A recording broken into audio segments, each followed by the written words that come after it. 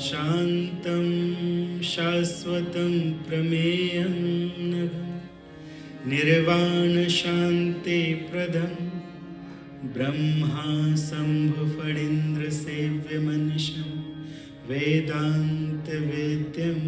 विभुं रामाख्यं जगदीश्वरं सुरगुरुं मायामनुष्यं हरिं वन्देऽहं करुणाकरं रघुवरं भूपालचूडामणिं नान्यास्पृहा रघुपतिहृदयस्मदीये सत्यं वदामि च भवान्खिलान्तरात्मा भक्तिं प्रयक्ष रघुपुङ्गं निर्भरां कामादिदोषरहितं कुरु मानसं अतुलितबलधामं हेमशैलाभदेहं दनुजवनकृशानुं ज्ञानिनामाग्रगण्यं सकलगुणनिधानं वानराणामधीशं रघुपतिप्रियभक्तं वातजातं नमामि रामाय रामभद्राय रामचन्द्राय वेधसे रघुनाथाय नाथाय सीतापतये नमः यत्र यत्र रघुनाथकीर्तनं तत्र तत्र कृतमस्तकाञ्जलिं बाष्पवारि परिपूर्णलोचनं मारुति नमत राक्षसान्तकम्। बोलिए सीताराम लक्ष्मण हनुमान जी की श्री राधा कृष्ण भगवान की जय, श्री हनुमान जी की जय, श्री दुर्गा मैया की जय, श्री गणेश जी की जय। तो जैसा कि आपने ये श्लोक सुना, यत्र यत्र रघुनाथ कीर्तनम तत्र तत्र कृतमस्तकांजलिम। जहाँ जहाँ रघुनाथ जी का कीर्तन होता है, श्री रामचंद्र जी का जहाँ कीर्तन होता है, जहाँ उनका कथा संवाद होता है, वहाँ पर सबसे पहले हनुमान जी आ जाते हैं।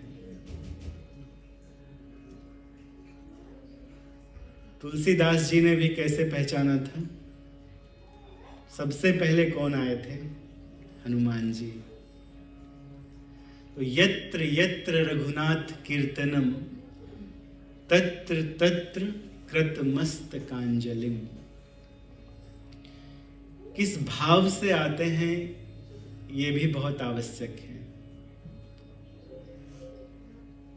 हनुमान जी सब कुछ जानते हैं, सारे वेदों के ज्ञाता हैं।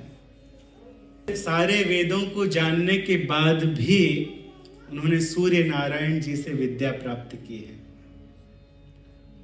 उनके गुरु कौन है? सूर्य नारायण है।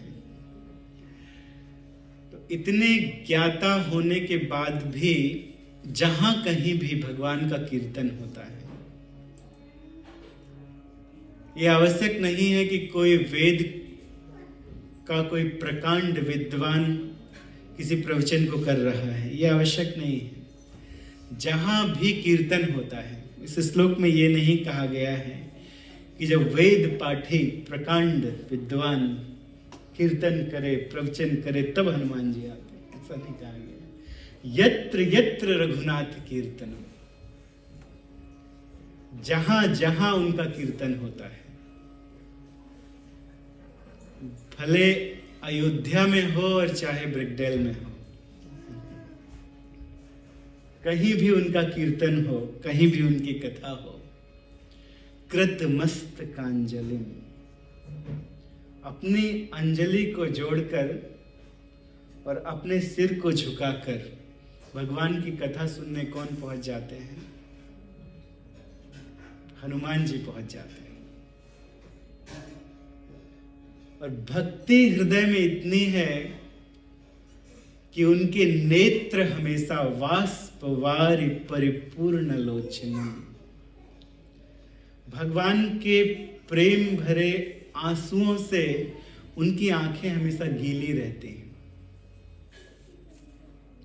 इस भाव से नहीं जाते हैं कि चलो आज देखें ये वक्ता क्या कहने वाले हैं, हमसे ज्यादा जानते हैं कि नहीं जानते, थोड़ा हम भी इनकी परीक्षा ले लें, नहीं इस भाव से। भगवान की भक्ति इतनी है कि वाष्पवारि परिपूर्ण लोचनम, मारुति नमत, मैं उन हनुमान जी को प्रणाम करता हूं, राक्षसांतकम, जो सारे राक्षसों का विनाश करने वाले। कुछ राक्षस तो बाहर होते हैं, कुछ राक्षस हमारे अंदर हैं। लोभ, मोह, मद और भी संसार को भोगने की प्रवृत्ति, तो बहुत सारे राक्षस हमारे अंदर भी हैं, उनका भी अंत करने वाले हैं। बहुत सुंदर हनुमान चालीसा का पाठ हुआ। जो व्यक्ति हनुमान चालीसा का पाठ प्रतिदिन करता है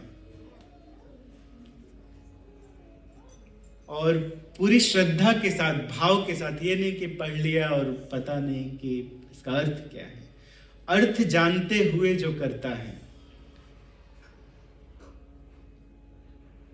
तो उस व्यक्ति के अंदर जितने राक्षस हैं वो तो समाप्त होते ही हैं, लेकिन बाहरी विपदाओं से भी उनकी मुक्ति हो जाती है।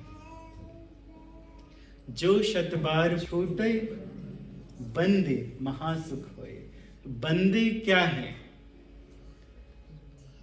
आज की कथा में आपको सुनाते हैं कि क्या छूटता है, महासुख कैसे आता है। सुंदरकांड में आपने सुना कि किस तरह से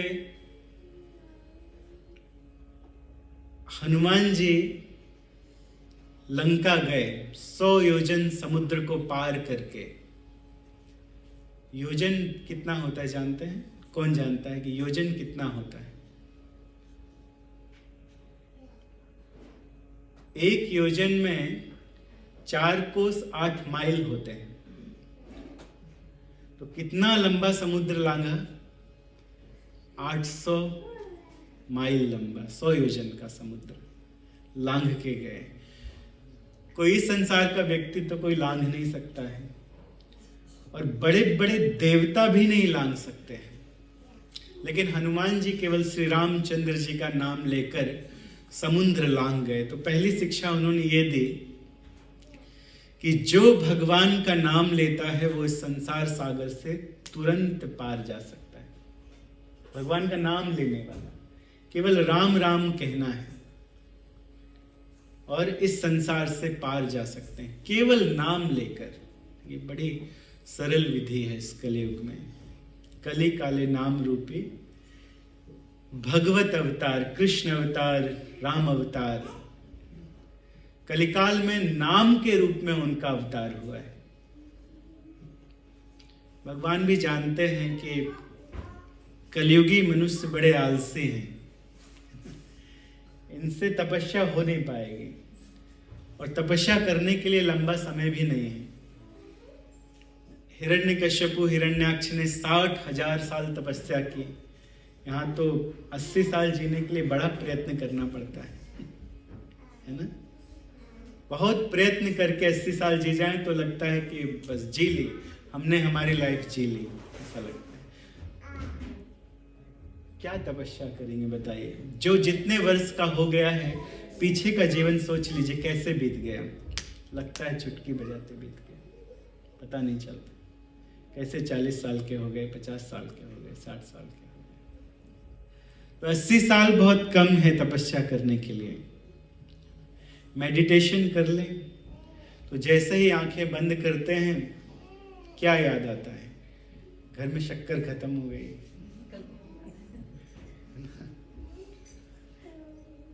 मार्केट कब खुलने वाला है, कौन सा मार्केट जाना है, कहाँ पे सस्ता मिलता है, या अलग अलग बातें याद आती हैं। जो जिन कामों में रचा पचा हुआ है वही बात याद आती है, ये करना है। तो मेडिटेशन करना भी संभव नहीं है, प्रयास करना चाहिए, जरूरी है मेडिटेशन करना, थोड़ा बहुत जरूर करना चाहिए, कम से कम हेल्थ के लिए तो अच्छा है। और हेल्थ अच्छी रहेगी तभी भगवान की भक्ति हो सकती है। तो इसीलिए हेल्थ भी बढ़िया होना चाहिए, जिसमें आप भगवान की भक्ति अच्छे से कर सकें। तो भले मन ना लगे लेकिन फिर भी थोड़ा मन लगाना चाहिए। इसीलिए वेदों में भगवान ने भर कर रखा है कि कलयुग में क्या करना है, भगवान का नाम लेना है। कलयुग केवल नाम आधारा, सुमर सुमर नर उतरे ही पारा। जय श्री राम कहकर हनुमान जी ने 800 माइल लंबा समुद्र पार कर लिया एक नाम लेकर। तो यदि हम लोग भी भगवान का नाम लेते हैं नित्य निरंतर भगवान की भक्ति के साथ, तो इस भवसागर को तुरंत पार कर जाएंगे।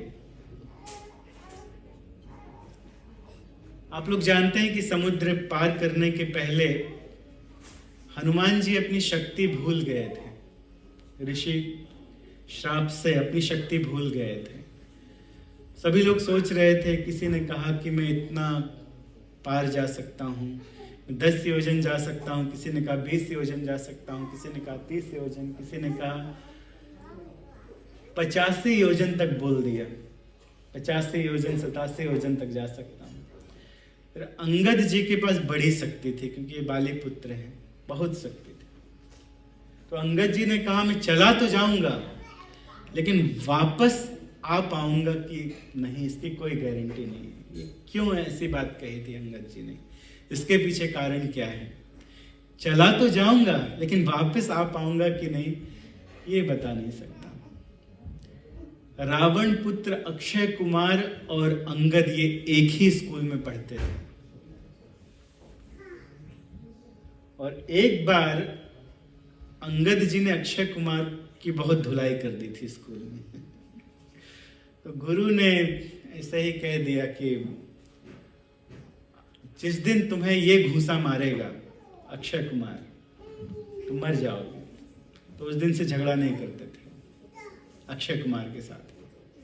तो इसलिए कहते हैं चला तो जाऊंगा मैं उस पार, लेकिन वहां अक्षय कुमार है, और अगर उसने घूंसा मार दिया तो वापस नहीं आ पाऊंगा, लेकिन काम तो करना है श्री रामचंद्र जी का। तो कोई ऐसा व्यक्ति जाए जो जाकर वापस आए। सभी जानते थे कि हनुमान जी जा सकते हैं। संपाति ने बता दिया था कि उस तरफ जाना है, सीता जी उस तरफ है। तो जाए कौन? तो हनुमान जी की शक्ति को याद दिलाया गया। जामवंत जी ने याद दिलाया, विशेषकर सभी ने याद दिलाया, लेकिन जामवंत जी ने कहा कि जब मैं युवक था तो मुझ में इतनी शक्ति थी, अरे 100 योजन का समुद्र मेरे सामने क्या है, इसको तो मैं ऐसे ही लाऊंगा, कुछ नहीं है मेरे सामने।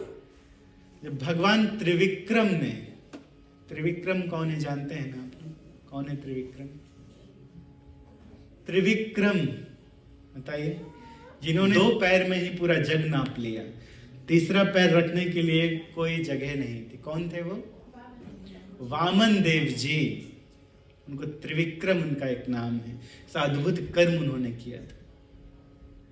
तो जब वे नाप रहे थे तो एक पैर तो उनका पाताल तक पहुंच ही गया, नीचे वाला, और ऊपर का पैर ब्रह्मांड की परत को भेद दिया था।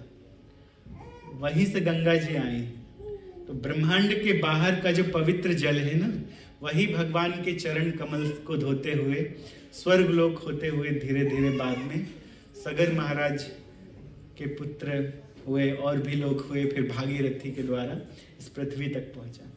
तो त्रिपथगा कहते हैं गंगा जी को, जो तीनों लोकों में बहती है।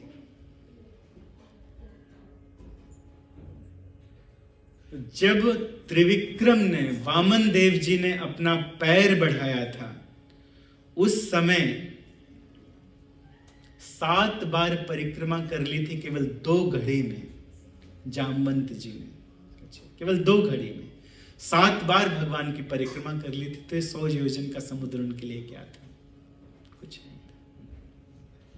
तो लेकिन कहते हैं अब मैं बूढ़ा हो गया हूं।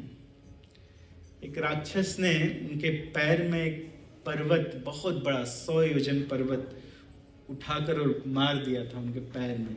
तो तब से वो थोड़े कमजोर हो गए थे जामवंत जी। एक राक्षस के साथ युद्ध हुआ था एक ऋषि की रक्षा करने के लिए। तो हनुमान जी को उनकी शक्तियों का याद दिलाया गया जामवंत जी के द्वारा। जिस समय हनुमान जी उन्होंने अपना पैर एक बड़े से पर्वत के ऊपर रखा, जिस पैर के ऊपर पर्वत रखते थे वो धंस जाता था। उन्होंने एक बहुत बड़ा पर्वत देखा, महेंद्र के ऊपर अपना पैर रखा और वहीं से उन्होंने छलांग लगाई। जय श्री राम। तो जैसे ही उन्होंने छलांग लगाई वो पर्वत तो पाताल में ही चला गया। कि दूर जाना था तो थोड़ा फोर्स दिया नीचे, तो वो पर्वत पाताल में चला गया। और उस पर्वत के वृक्ष,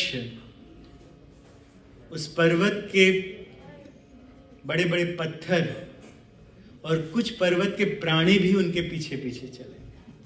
ऐसा होता है जब कोई बहुत फोर्स से जाता है, तो अब गाड़ी बड़ी तेज चलाते हैं तो कभी कभी कुछ पत्तियां साथ में उड़ती हैं, आगे जाती हैं। तो हनुमान जी तो बहुत तेजी से गए थे।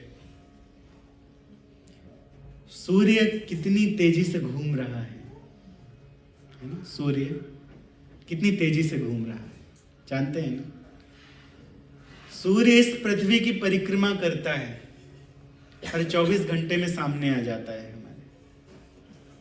सूर्य पृथ्वी की परिक्रमा कर रहा है, तो कितनी तेज परिक्रमा करता है वो, कितना तेज घूमता है। और जब हनुमान जी को पढ़ने जाना था सूर्य देवता के पास में, तो उन्होंने कहा कि नो वैकेंसी, ऑलरेडी एडमिशन हो चुका है बहुत पहले, अब जगह नहीं है। उनके रथ में जितने लोग बैठ सकते थे, सूर्य देव जी का रथ है, जितने लोग एक बार में बैठ सकते हैं, तो वैकेंसी फुल हो गई थी।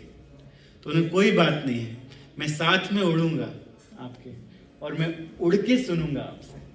तो जब सूर्य देव जी ज्ञान दे रहे थे उस समय, साथ साथ में हनुमान जी उड़ते जाते थे उनके साथ। और एक समय आया कि जब आप सुनते हैं ना, तो आप फेस देखना चाहते हैं, बोलने वाले का चेहरा देखना चाहते हैं, बढ़िया से समझ में आए। तो हनुमान जी तो उड़ रहे थे, तो वो देख नहीं पा रहे थे सूर्य देवता को। तो हनुमान जी जैसे ये रथ जा रहा है तो वो ऐसे होके उड़ने लगे, देखने लगे, पीछे से उड़ने लगे। ये है हनुमान जी। और इस तरह से उन्होंने सारे वेदों को, शास्त्रों को सूर्यदेव जी से सुना था। सूर्य देव जी के सामने इस तरह से वो चल रहे थे, समुद्र पार करना उनके लिए क्या बड़ी बात थी। लेकिन फिर भी जोर से कूदे और कुछ योजन आगे गए थे, तब तक उनके सामने कौन आ गया? आप लोगों ने इस कथा को सुना है, ये एक रिवीजन जैसा समझिए इसे। कौन आ गया? मैनाक पर्वत आ गया।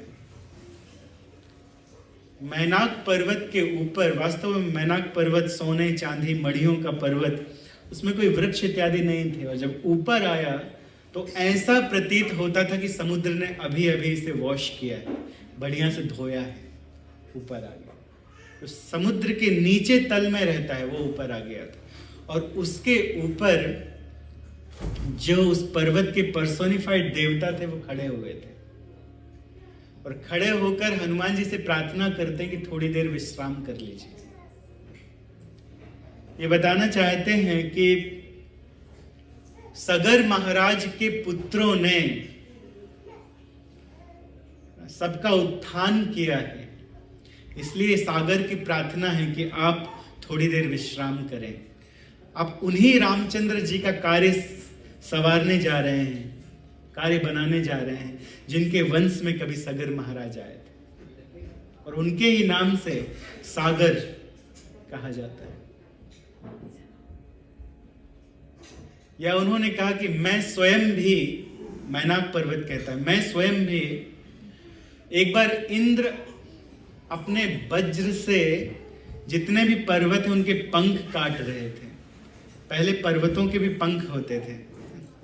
आप लोगों के सामने आज कहेंगे तो कौन मानेगा, बताइए? विश्वास नहीं होता है ना सुन के कि पर्वतों के भी पंख होते थे, पर्वत भी उड़ते थे पहले। अब सोचिए हिमालय कहीं उड़ के जाए और ये न्यूजीलैंड के ऊपर आके बैठ जाए तो क्या होगा? क्या होगा बताइए? कितने लोग दब के मर जाएंगे। तो ऐसा ही हो रहा था। सबने प्रार्थना किया इंद्रदेव जी से, पर्वत उड़ते हैं कहीं भी जाके बैठ जाते हैं, बचाइए। तो उसने अपने वज्र से सारे पर्वतों के पंख काटना शुरू किया। तो मैनाक पवन देवता ने उड़ाकर ने समुद्र में लाकर डुबो दिया था और समुद्र के नीचे चले गए थे। तो इनके पंख बच गए,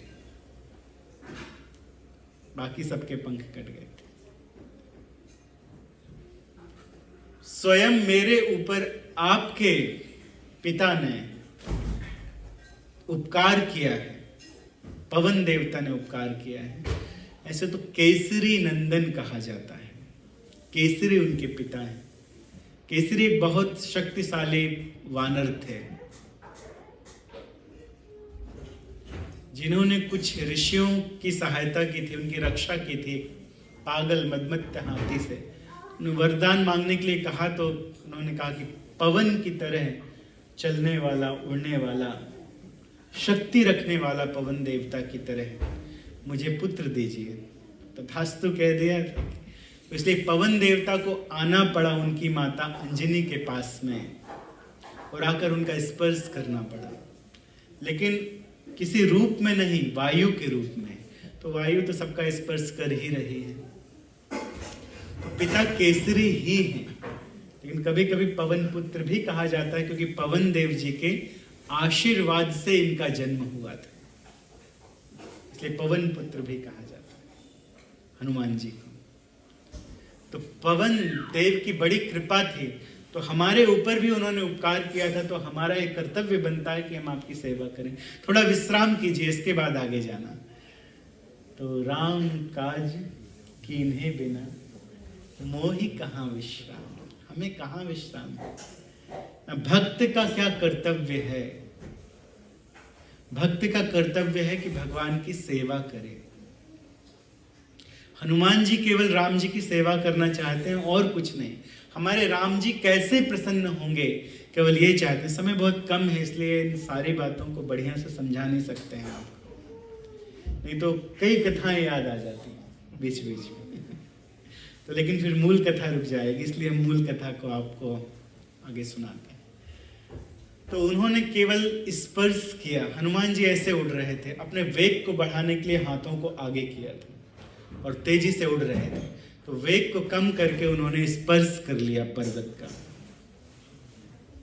स्पर्श किया कि मानो उनका चरण स्पर्श कर रहे हैं कि आप भी देवता हैं और हम भी उपदेवता हैं। अपने आप को उपदेवता छोटा समझते हैं, ऐसे तो देवताओं में शिरोमणि कौन है जो हनुमान जी को परास्त कर सके? कौन है बताइए? काल भी हनुमान जी का कुछ नहीं बिगाड़ सकता। इंद्र ने वज्र मारा था, वो वज्र दधीची मुनि की हड्डियों का बना था, इसलिए उन्होंने अपने हनु के ऊपर ले लिया, और नहीं तो पकड़ के ऐसे ही फेंक देते। मुनि की हड्डियों का, चलो उन्होंने ले लिया। तो यहाँ पे कट गया थोड़ा सा, तब से उनका नाम हुआ हनुमान। पहले नाम क्या, माँ क्या क्या कहती थी? माँ कहती थी सुंदर, बेटा सुंदर। उसी नाम से सुंदर कांड, इस नाम, ये नाम पड़ा है। माता हमेशा सुंदर सुंदर कहा करती थी ना। बहुत सारे मैन प्रसिद्ध है ना आजकल, बच्चों से पूछे तो बच्चे बताएंगे।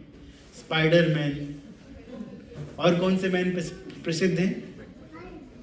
हाँ, सुपरमैन, सुपरमैन, स्पाइडरमैन और बैटमैन। आज हनुमान की कथा सुनिए।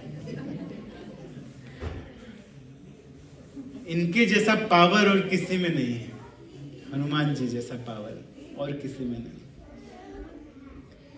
तो वहां से आगे बढ़े तो देवताओं ने कश्यप जी की पत्नी को भेजा। नाम क्या था, किसको याद है? कौन आया था परीक्षा लेने के लिए? मैनाक पर्वत के बाद कौन ऊपर आया था? सुरसा। सुरसा नाम राक्षसी एक सुरसा नाम की राक्षसी आई थी। वास्तव में वो नागों की माता है और कश्यप मुनि की पत्नी। देवताओं ने भेजा था कि लंका जा रहे हैं, लंका में कौन है? रावण, बहुत खतरनाक है।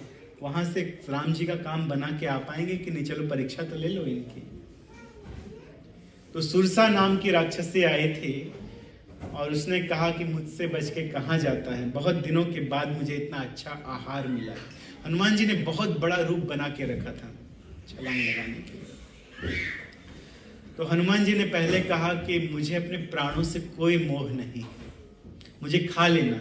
एक बार चला जाऊं, जल्दी से जाता हूं लंका, सीता जी का पता लगा के राम जी को बता के आपके पास आ जाऊंगा आपका भोजन बनने के लिए। कहा नहीं नहीं नहीं, नहीं। भूख अभी लगी है तो खाऊंगी भी अभी, मुझसे बच के नहीं जा सकते।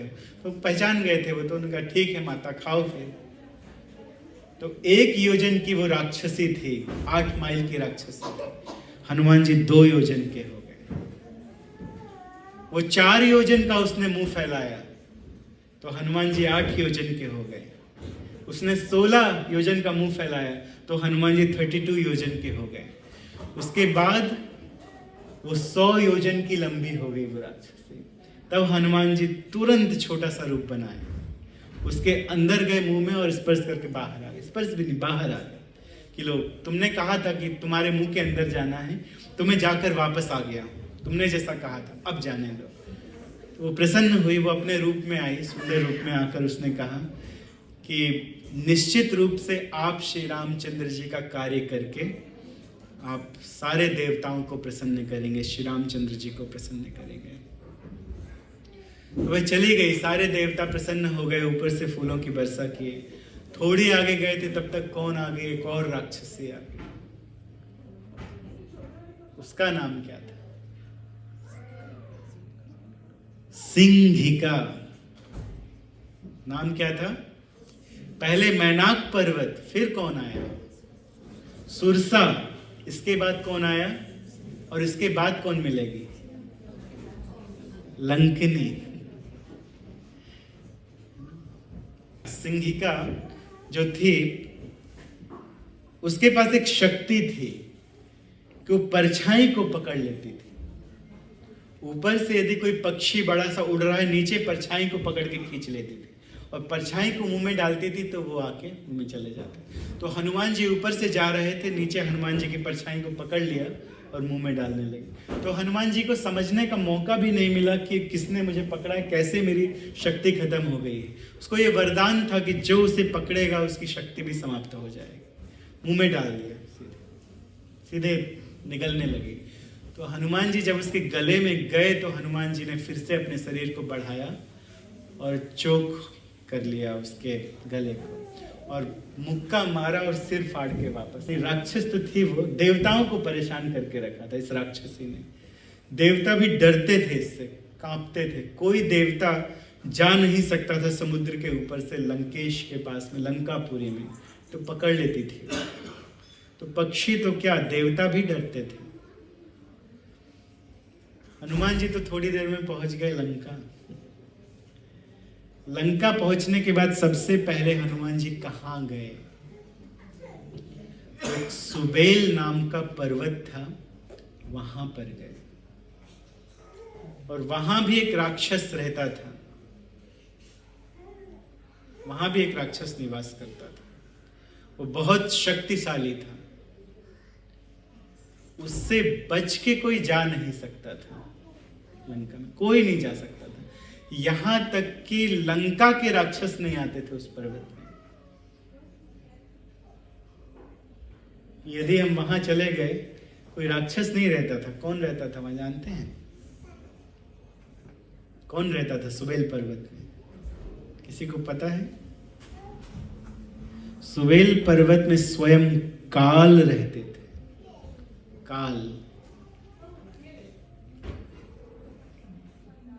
काल के पास कौन जाएगा?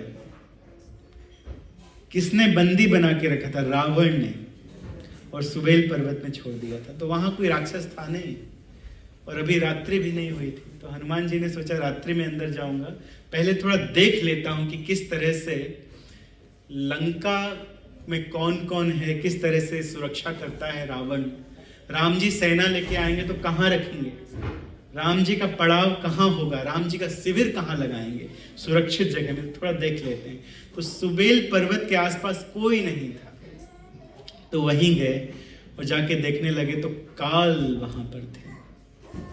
तो काल ने पकड़ने की कोशिश की हनुमान जी को, लेकिन स्पर्श पाकर ही जो उनकी बेड़ियां लगी हुई थी काल की, वो छूट गई, और तुरंत काल हाथ जोड़कर खड़ा हो गया हनुमान जी के सामने कि आपके कारण मुझे मुक्ति मिली है। लंकापति रावण ने, 10 सिर वाले रावण ने मुझे बंदी बना के रखा था। यहां तक कि मेरा काम भी धर्मराज करते थे, मेरा काम धर्मराज करते थे।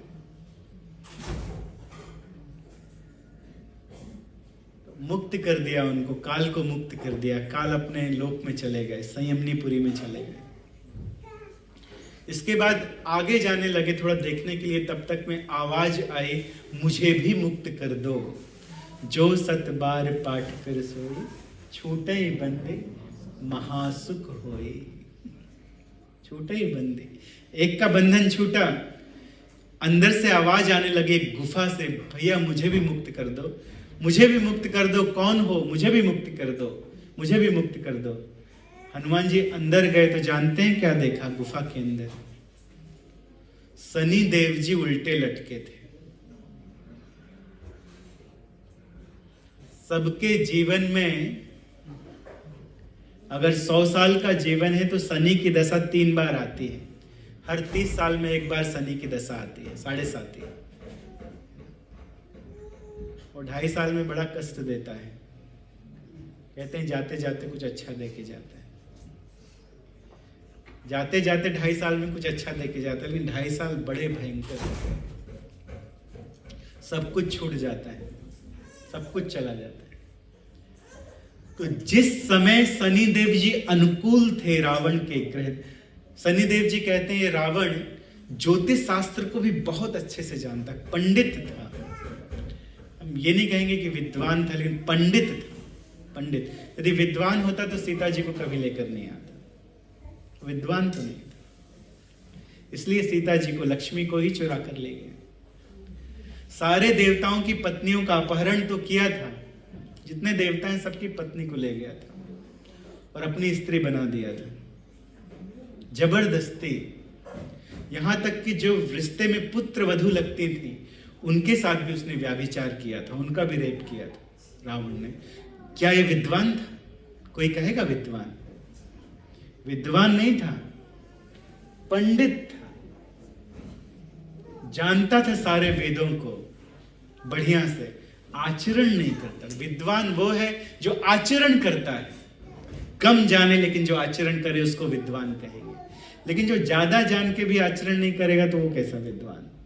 तो पंडित था, जानता सब कुछ था, तो ज्योतिष शास्त्र का बहुत बड़ा ज्ञाता था। तो उसको पता है था कि कब शनि को पकड़ना है। तो जब शनि अनुकूल थे रावण की ग्रह दशा में, जब 10वें 11वें भाव में थे, उस समय पकड़ लिया और पकड़ के उल्टा लटका दिया था उस गुफा के अंदर, जहां काल रहता था कि कोई जा ही नहीं सकता छुड़ाने के लिए इसको। तो उसी सुबेल पर्वत में उल्टा लटका के रखा था और जंजीरों से बांध दिया था। बेचारे शनिदेव जी तड़फ रहे थे उस स्थान में, और हनुमान जी गए और जाके उन्होंने जंजीर को छुआ और वो मुक्त हो गए। हनुमान जी ने शनिदेव को मुक्त कर दिया। तो जो हनुमान जी का भजन करता है उसके सारे ग्रह अपने आप शुभ हो जाते हैं। शुभा ग्रहे भूत पिशाच युक्ता ब्रह्मादयो देव आदि प्रसन्न, सब प्रसन्न हो जाते हैं जो हनुमान जी का भजन करता है। कि जो आपका नाम लेगा, आपका भजन करेगा, हम उसके पास नहीं जाएंगे। इसके अलावा सनी देव जी ने कहा थोड़ी देर मुझे यहां रुकने दीजिए, थोड़ी देर में देख लूं लंका को, दृष्टि डाल लूं। सनी की दृष्टि पड़ेगी तो क्या होगा, लंका जल गई ना। अक्षय कुमार मर गए, कितने सारे राक्षसों को मार दिया। सनी ने दृष्टि डाल दी थी थोड़ी देर वहां पे रुक के। हनुमान जी का रुको रुको रुको रुको, पहले मैं उस जगह को सुरक्षित कर देता हूं जहां पर राम जी आके रहेंगे, उसके बाद अपनी दृष्टि डालना दूर जाके, उस स्थान में मत डालना जहां राम जी रहेंगे। तो त्रिकूट पर्वत में रावण रहता था। 3 पर्वत हैं वहां पे, त्रिकूट पर्वत के मध्य में समतल भूमि में रावण रहता था। बड़े अच्छे तरीके से सुरक्षित नगरी थी ये। इसको विश्वकर्मा जी ने स्वयं बनाया था, ब्रह्मा जी ने स्वयं बनाया था। और लंका के बाहर लिखा था कि उस युग का राक्षस वहां पर रहेगा। कुबेर के पास ये नगरी थी। 1 करोड़ यक्षों के साथ रहते थे वहां पर, 1 करोड़ यक्षों के साथ, 10 मिलियन यक्षों के साथ कुबेर जी रहते थे। अपने भाई को भी भगाया, कुबेर जी भाई लगते हैं उसके, भाई को भी भगा दिया मार पीट के, उनका विमान, पुष्पक विमान छीन लिया, और रावण वहीं रहता था। तो बहुत कुछ कहने के लिए है, लेकिन हम ये कहना चाहते हैं कि हनुमान जी ने तीनों लोकों को जीत लिया, त्रिभुवन को जीत लिया। मैनाक पर्वत, उसमें विश्राम नहीं किया, है ना। सुरसा देवताओं की माता, स्वर्ग को जीता, और पाताल वासिनी सिंहिका को जीत लिया। और जो लंकिनी थी ना, ये ब्रह्मलोक की देवी थी। ब्रह्मा जी के श्राप से आकर रावण की द्वारपाल बन गई थी, ब्रह्मलोक को भी जीत लिया। तो त्रिभुवन को जीत लिया हनुमान जी ने, केवल राम नाम लेके। तो राम नाम लेना चाहिए। राम नाम सुखदाई, भजन करो भाई, प्रसाद अपने आप मिल जाए। भजन ही कर रहे हैं ना हम लोग, और कथा के बाद सबको प्रसाद मिलेगा अपने आप। राम नाम लेना है, बस भजन करना है। राम नाम सुखदाई, जो सतबाड़ पाठ कर जोई, छूटे बंदी महासुख होए। जो यह पढ़े हनुमान चालीसा, होय सिद्धि साखी गौरीसा। तुलसीदास सदा हरिचेरा, कीजे नाथ हृदय में डेरा। तो देखिए, जिनका भजन राम को भावे, जन्म जन्म के दुख विसरावे। इसका अर्थ क्या है? हनुमान जी ने जैसा भजन किया वैसा भजन राम को भावे। इसका वास्तविक अर्थ ये है, जैसा भजन हनुमान जी ने किया है वैसा भजन कोई करता है तो राम को बहुत अच्छा लगता है। तो इसीलिए सदैव रामचंद्र जी का नाम लेते रहना चाहिए, है ना। राम राम जो कह, राम रामेति रामेति रमे रामे मनोरमे, सहस्त्र नाम भिस्तुल्यम राम नाम वरानने। विष्णु का सहस्त्र नाम लेते हैं ना, बहुत समय लग जाता है, कई बार प्रैक्टिस भी नहीं होती है, ले भी नहीं पाते, डर जाते हैं कि अरे कैसे लेंगे, सहस्त्र नाम छोड़ रहे हैं। 3 बार राम का नाम ले लीजिए, विष्णु के सहस्त्र नाम के बराबर होता है, वही फल मिलता है। राम राम राम। वाल्मीकि जी देखिए, पहले क्या थे वो वाल्मीकि जी? वाल्मीकि जी पहले एक डाकू थे। उल्टा नाम जपत जग जाना, वाल्मीकि भय ब्रह्म समाना। उल्टा नाम लेते थे, कहते थे मरा मरा मरा राम राम राम, मरा मरा बोल के वो राम राम निकलने लगा मुख से। तो यही राम राम कहना है ना। राम राम कहते रहिए और आप हनुमान जी के भी प्रिय हो जाएंगे, श्री रामचंद्र जी के भी प्रिय हो जाएंगे। तो पद्महस्ता माता जी कह रही थी कि उन्होंने कुछ भजन तैयार किया है, तो उस भजन के साथ समाप्त करते हैं। ठीक, आप गाइए। ठीक है, आ जाइए। और इसके बाद समाप्त करते हैं, समय हो गया है। बोलिए सीताराम लक्ष्मण हनुमान की जय, श्री राधा कृष्ण भगवान की जय, श्री दुर्गा मैया की जय, पवन पुत्र हनुमान की जय, बोलो भाई सब संतन की जय, श्री सदाशिव जी की जय।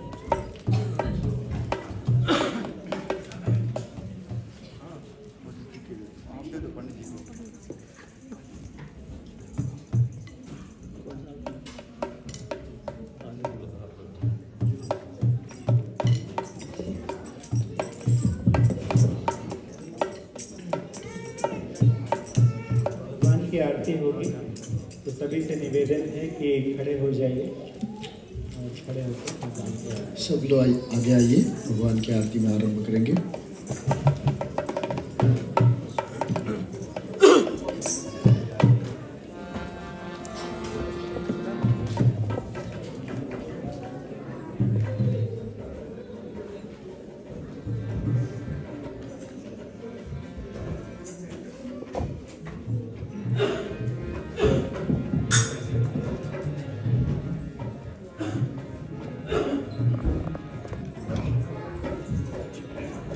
से बोलिए सियावर रामचंद्र भगवान की जय।